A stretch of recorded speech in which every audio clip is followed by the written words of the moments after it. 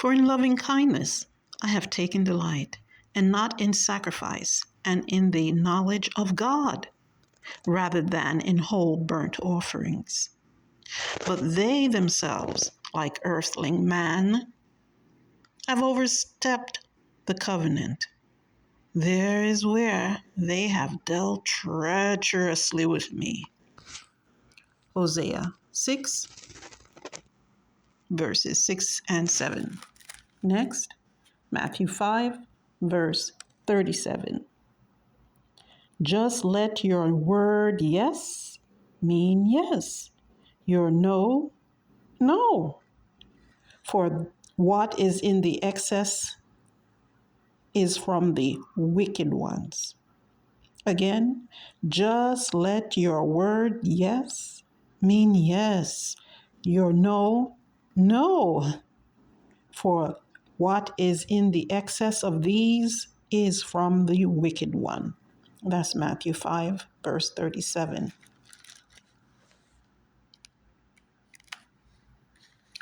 Next, Jeremiah chapter 31, verses 31 through 34.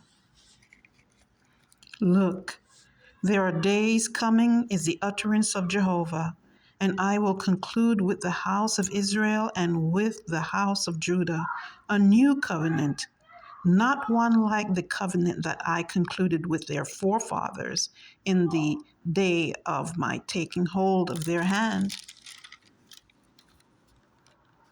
to bring them forth out of the land of Egypt, which covenant of mine they themselves broke, although I myself had husbandly ownership of them, is the utterance of Jehovah.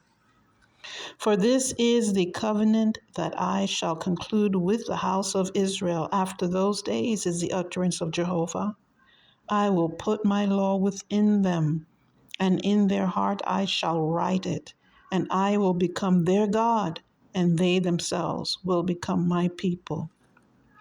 And they will no more teach each one his companion and each one his brother, saying, Know Jehovah, for they will all of them know me, from the least one of them even to the greatest one of them, is the utterance of Jehovah. For I shall forgive their error, and their sin I shall remember no more. That is Jeremiah chapter 31, verses 31 through 34. What do these scriptures have in common? It speaks about the validity of our word as it compares to Jehovah's covenant. And he's made covenants with people and nations, and it has not been upheld. The only one that's binding himself to a covenant is Jehovah, and everybody else is just free falling, doing whatever they want, and happy to go into a covenant because they know at least one party is going to keep it. One party is keeping his word, and the others, they say, well, I'll take the blessings, and they enter a covenant without any true intent of keeping it. In fact, often we see in the scriptures, Jehovah God has to wrangle them to come to the event, to get into the agreement. He has to actually grapple with people just to bring them to the table to bless them. And they don't keep their word at any rate. So what's the point of a covenant? What's the point of it? Whether on stone tablets or on paper, what's the point? Jehovah God said that he's going to enter and offer a new covenant, not one on paper or stone tablets, but one written in the heart. Indeed. We have to love Jehovah God with our complete heart and walk modestly with him. What else do we have to do? We have to love and exercise justice, and we have to love and exercise kindness. These things are coming from the heart.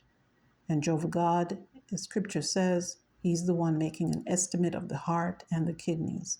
So it's going to go much deeper, and there would not be any tolerance of willful neglect. Not at all.